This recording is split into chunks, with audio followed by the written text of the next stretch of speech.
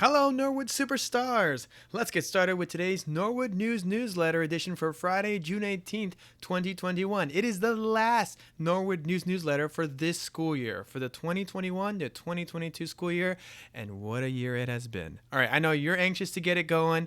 I'm anxious to get it going, so let's just plow through this so we can give you more of your precious time with your kids and get closer to that summer fun.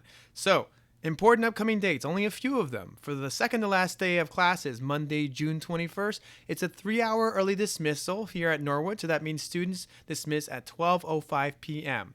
Pre-K already had their last day on Friday, the 18th.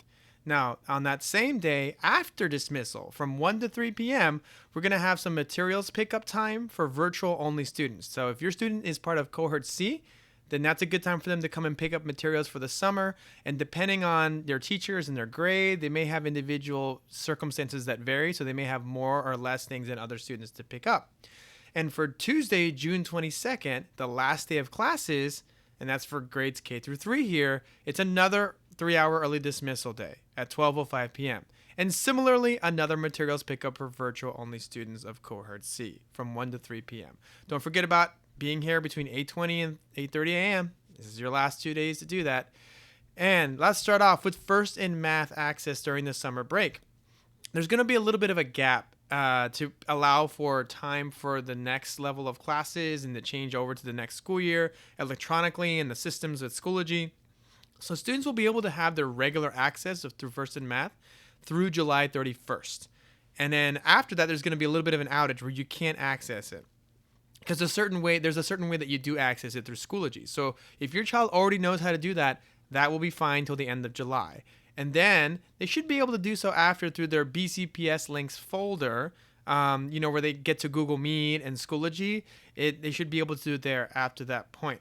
And you can see if they are able to do that now. They may or may not. But either way, they should be able to go into Schoology, into their courses, their math course, and be able to see there, usually depending on the teacher, it may be posted as an icon, it may be just a link, and it says first in math, and that center page, when they go into their math course, it should be in there. Now, moving on to summer meals available for BCPS families. As always, and just like last year, we would like to make some summer meals available to the families. The county is making them available since these remain tough times for a lot of people. So you can click on the link that's provided because they're going to begin on Monday, June 28th, the summer meal distribution, which is summer lunches. The final day for normal school year distribution for those enrolled in hybrid instruction is going to be Tuesday, June 22nd, the last day of classes. So there'll be a little bit of a gap where there aren't any meals or food available as they prepare. But then starting Monday the 28th, all the way through Friday, August 20th, weekdays, Monday through Friday, depending on the time, depending on the site, you can get food at lunchtime. And depending on what time depends on the site. So you can click on the link and you can see here this giant this PDF that's 4 pages that has all the different schools listed and alphabetically, and as well as the time range in which you can go pick up food. So we did a little bit of a shortcut here for you to make it easier, and we have the nearest schools that are close to us. Norwood is not one of the sites, but Berkshire Elementary is the closest one, followed by Dundalk Elementary, then Dundalk High, and then Colgate Elementary, Logan. So you have a little bit of a radius of like about 5 to 10 minute drive with these different schools that are listed here. In case you go to one and it's too busy, or for whatever reason, they run out, you have some other options. We wanted to make that really easy for you. The last and final social worker corner with Miss Julien for this school year. So first of all, she's very excited that she was able to have this opportunity to connect with you and share the different resources and tips that she has obtained and she has provided at your disposal among all these different topics.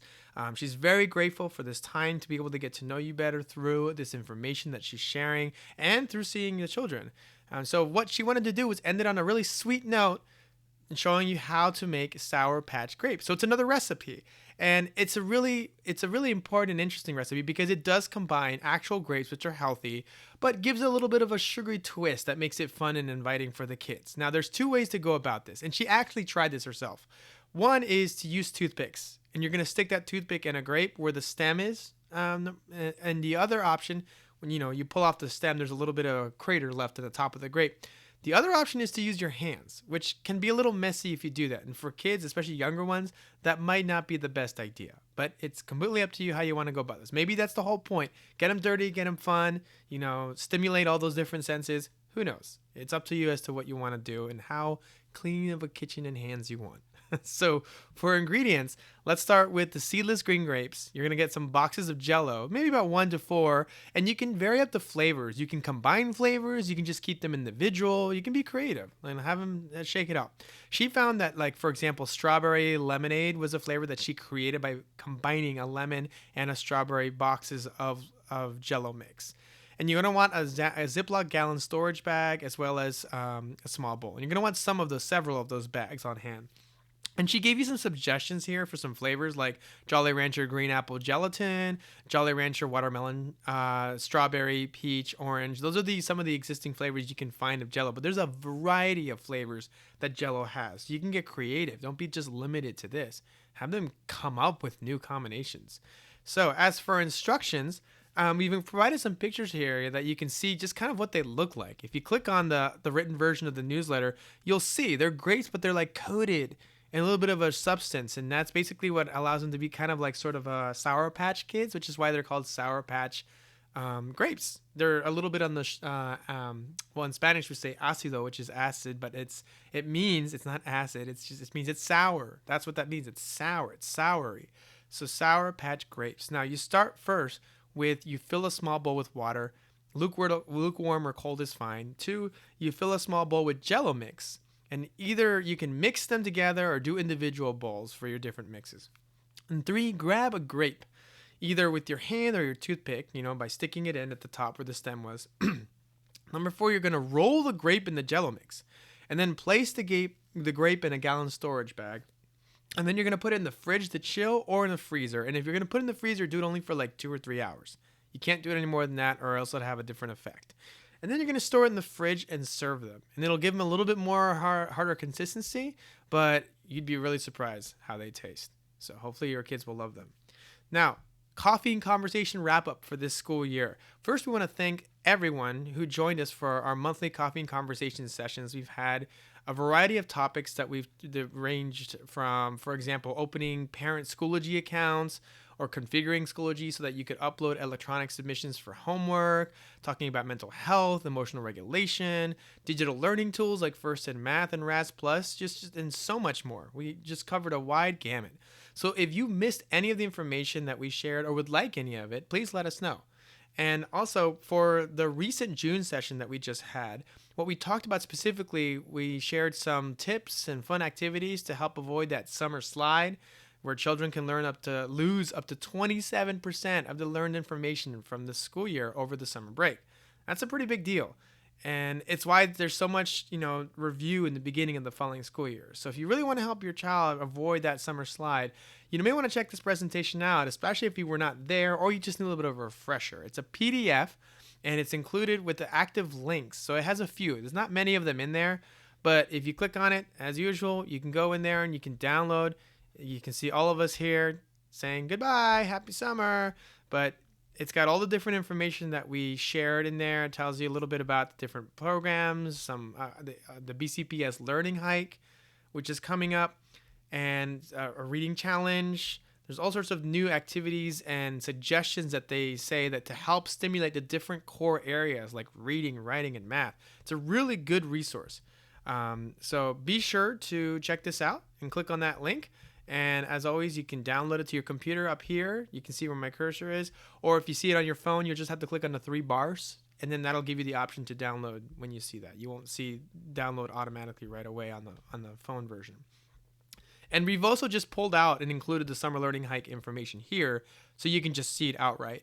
And it included the different languages in which is available. So refer to the written version of the newsletter to click on these other languages that we've included in them. Like, for example, in Russian, Yoruba, Chinese, French, Nepali, Urdu, Arabic, Burmese, Uzbek, and Vietnamese. These are just a plethora of languages to make sure that this information gets through. And as for the upcoming activities from the Berkshire Eastward Recreation Council, so The Berkshire Elementary School has a recreation community room, and there's where they host some activities, and that's one of several facilities that this council oversees and has a variety of activities throughout the summer and also the year.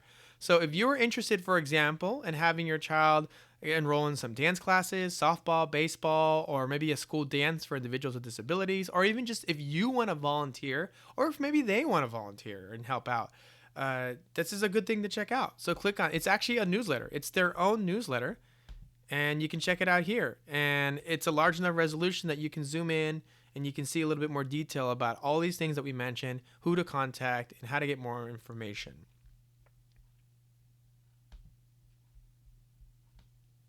Final message from Nurse Debbie.